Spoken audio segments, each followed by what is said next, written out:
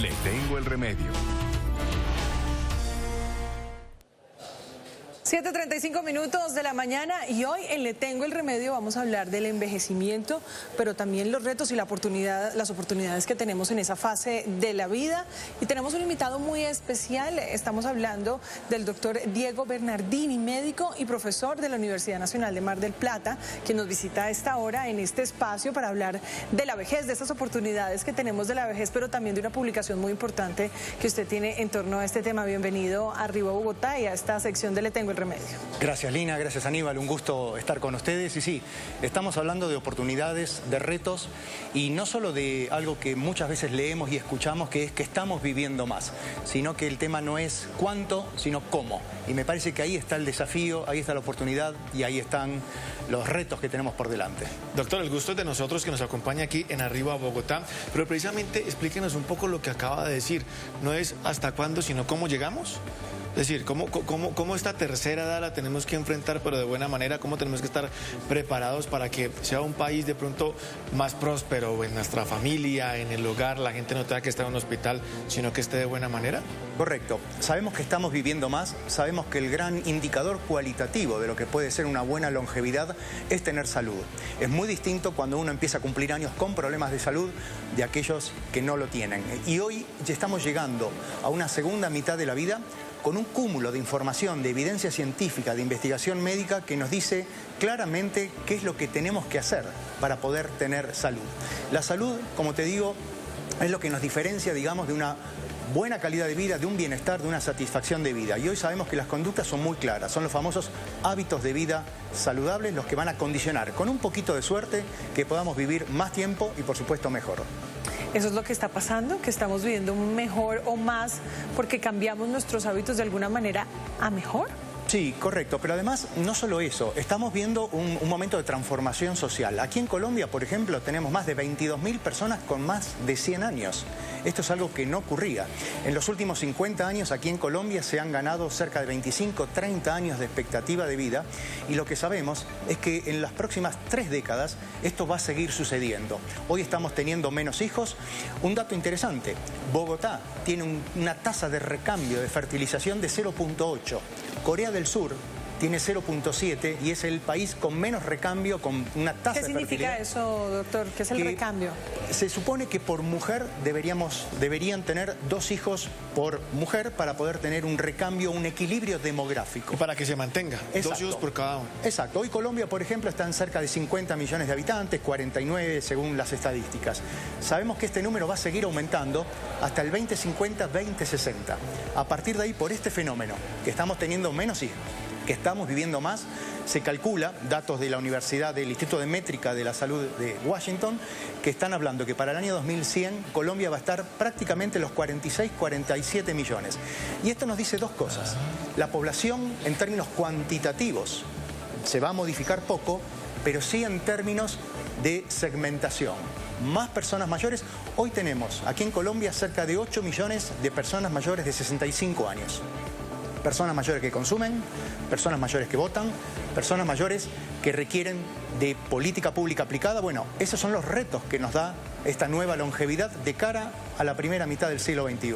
¿Y por qué se puede estar dando esto de que ya los padres o no quieran tener tantos hijos? Esto es un fenómeno global. Hoy en día no hay en el mundo ningún país que haya podido revertir esta disminución en las tasas de fertilidad. Ayer justamente en un encuentro lo hablábamos con la directora del DANE y aquí es algo que ya se está empezando a considerar. Hoy el 56% de los hogares de Bogotá tienen una mascota. Esto nos está diciendo, es un fenómeno que también... ¿Está reemplazando, digamos, esta figura de totalmente paterna entre los jóvenes por una mascota? Tener un hijo implica responsabilidad como padre, como madre, implica un costo económico. Sí, un gasto. En un momento de mucha volatilidad, de mucha incertidumbre económica, financiera, el mundo está complicado y esto hoy las personas, con un grupo de mujeres que es cada vez más educado, más inserto en el mercado laboral, que puede decidir por sí misma, bueno, son los condicionantes de estos cambios que se están dando. Ayer hubo un espacio académico, más canas, menos cunas. ¿Cuáles fueron esos datos reveladores que ustedes lograron evidenciar en este encuentro? Bueno, varios son estos, justamente. El DANE presentó las últimas estadísticas que hay en relación a las personas mayores. Hoy tenemos la posibilidad de saber dónde viven esas personas mayores, están georreferenciadas y esto nos habla de una política pública aplicada. Pero también, por ejemplo, desde el punto de vista financiero, sabemos que hay que empezar a tomar medidas que de alguna manera brinden oportunidades. Y cuando hablamos de oportunidades, hablamos de oportunidades de inclusión social, de inclusión financiera. Y acá un mensaje para las personas más jóvenes. Estamos viviendo más y vivir más cuesta dinero. Y esto significa, vamos a tener que trabajar más, vamos a tener que ahorrar más, vamos a tener que reinventarnos, porque ustedes fíjense que todavía, y esto no es solo de Colombia, ocurre en distintos países. Por ejemplo, a las mujeres aquí se las jubila a los 57 años. 57 años son... Hoy en el siglo XXI es una mujer plena, joven, vigente. Y algo más para cerrar la idea. Hoy no estamos en el siglo de la productividad, donde se tiene que ser joven y fuerte para el trabajo. Eso quedó reducido a determinadas tareas. Hoy el trabajo es cognitivo. Necesitamos experiencia, necesitamos sabiduría. Y necesitamos que esas personas de 57 años que tienen experiencias, los de 60 y los de 65, tengan la oportunidad de permanecer en el mercado laboral. Y a propósito de todo esto, el foro que se realizó ayer, Retos y Oportunidades del Envejecimiento, que fue organizado por Corficolombiana, ¿cuáles son como estas señales que debemos tener? Bueno, los que son más jóvenes, los que están de pronto en edad media o los que ya están llegando a esa tercera edad, para poder llegar a una etapa, digamos, de la tercera edad nuevamente, pero bien, en buen estado y además productivos. Y lo que usted acaba de decir, ¿no? Hace muchos años, de pronto a los 56 ya una mujer se dedicaba a otras tareas, ahora está como de 20. Las señales son muy claras. La primera que tenemos que entender es que esto no es un fenómeno que le ocurre al resto. Esto nos va a ocurrir en promedio a la mayoría de nosotros. La segunda mitad de la vida, después de los 40, después de los 50, va a ser la etapa más larga que nos va a tocar vivir en promedio a todos nosotros. Y algo que tenemos que hacer, tenemos que ver a esas personas mayores de hoy. Esas personas mayores de hoy son las que están redefiniendo la idea que tenemos por envejecer. Entonces tenemos que pensar cómo nos gustaría que sea cada uno de nosotros esa segunda mitad de la vida. Esto implica, como decía, pensar financieramente en esos ahorros, pensar nuestra profesión, cómo se va a ir modulando a través del paso de los años y pensar en nuestra salud. Esos son los tres pilares. Y yo te agregaría algo más. Hoy la ciencia nos dice claramente que gran parte del bienestar está en ese ecosistema social, emocional que nos rodea. Y esto tiene curvas que va cambiando a lo largo de la vida. Tenemos que buscar reemplazar esos afectos, esas amistades, no como dice la canción de Roberto Carlos, tener 1 millón de amigos, pero sí tener 3, 4, 5 amistades con las cuales compartir los afectos, compartir las tristezas y las alegrías. Estar rodeado de vínculos emocionales fuertes, hoy sabemos que nos trae bienestar y nos da satisfacción. ¿Cuáles son esas recomendaciones que le entregamos a las personas que están en sus 40, 50? ¿Cuál es también el alma de ese libro que usted publicó, Los 50 más vivir en esta nueva longevidad? Esa previa a entrar de pronto en esa etapa en la que muchas personas además emocionalmente se sienten de pronto que ya no pueden entregarle algo a la sociedad. A ver, yo haría hincapié en dos aspectos. Primero, siempre nos dicen que tenemos un niño o una niña dentro. Bueno, también tenemos un señor o una señora mayor dentro nuestro, con la cual vamos a tener que aprender a convivir, porque cada vez va a ser más importante en nuestra vida. O sea, a envejecer se debe y se puede aprender. Tenemos que aprender a aceptar ese paso del tiempo, porque además la ciencia nos dice que las personas que se llevan mal con el paso del tiempo la pasan peor y suelen vivir menos. Y lo otro que te diría es, acá no hay fórmulas básicas.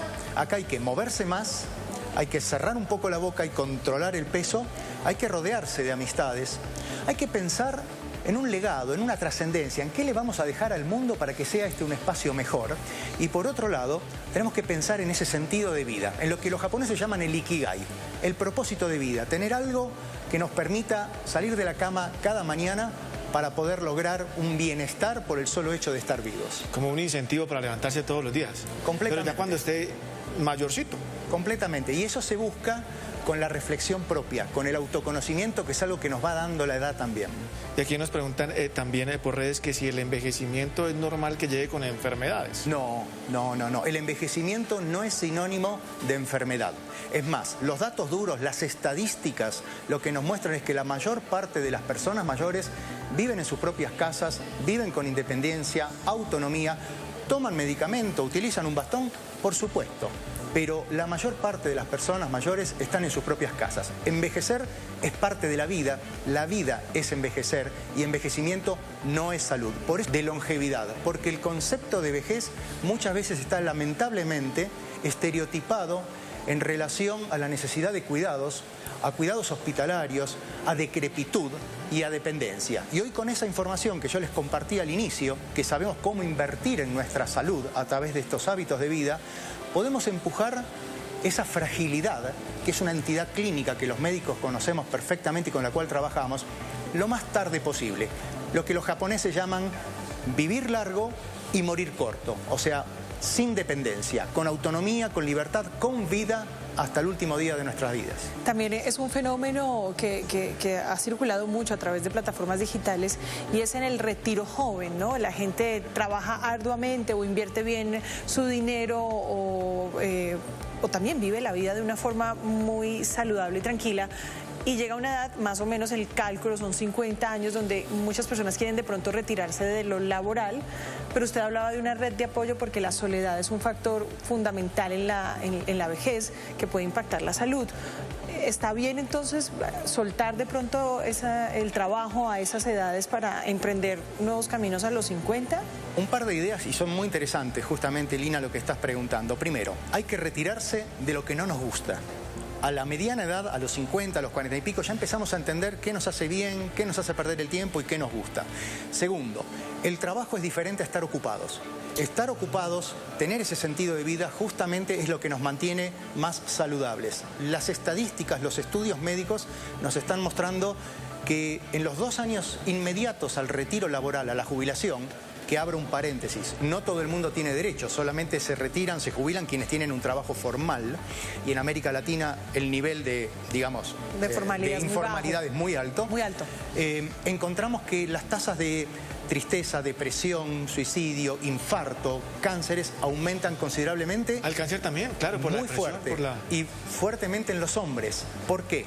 Porque para los hombres la identidad está muy vinculada a nuestra labor profesional. Y entonces ahí, ¿cuál es la receta justamente que habla de esta sección? Bueno, prepararnos. Tenemos que empezar a prepararnos para ver cómo son esas transiciones de vida. Hay una transición, ustedes fíjense, nos dicen que a los 6 años vamos a ir a la escuela. Nos dicen que cuando terminamos la escuela o seguimos estudiando, seguimos trabajando. Y no nos dicen qué va a pasar con nuestra vida después de los 60. Cuando la misma sociedad, independientemente que podamos jubilarnos, nos empieza a dejar de lado. Y ahí entra un tema fundamental que es la discriminación. O sea, cumplir años no te tiene que hacer perder derechos, no te tiene que quitar oportunidades. Y volvemos con lo anterior, cumplir años no significa ser un jubilado, ser un abuelito o tener enfermedad. Se jubilan los que pueden, abuelos, quienes tienen nietos y por delante, digamos, la mayor expectativa de vida que cada vez estamos ganando. Aníbal, ¿hasta qué edad quiere presentar Arriba Bogotá? Hasta los 75. No, yo creo que hasta los 89, por ahí. Doctor, ya vamos terminando. Un ejemplo de propósito, una recomendación para que la gente llegue a esta tercera edad, de pronto yo saliendo aquí ya pensionado, ¿usted también? Ahí lo ayudamos a bajar de la silla, a los 93. Y también ejemplo de hábitos, ¿no? ¿Cuáles son los hábitos que tienen que cumplir estas personas para llegar bien? Propósito y los hábitos. Propósito, moverse más, mantener un peso adecuado, rodearse de buenas personas, de afectos emocionales y a partir de ahí hacer de esta segunda mitad de la vida no solo la etapa más larga, sino la más interesante que nos toque vivir a cada uno de nosotros, que es en definitiva lo que nos brindó el desarrollo del siglo XX. Y no estamos haciendo más que quejarnos en el siglo XXI de que cada vez hay más personas mayores. Bueno, aprovechemos esta oportunidad. Aprovechemos la oportunidad, Anevita. Ahí está. Bueno, nos acompañó el doctor Diego Bernardini, además que viene desde Mar del Plata. Gracias por estar en este espacio con nosotros. Recuérdele a nuestra audiencia esa publicación tan valiosa que usted hizo recientemente. Es mi segundo libro, se llama La segunda mitad, los 50 más, vivir la nueva longevidad.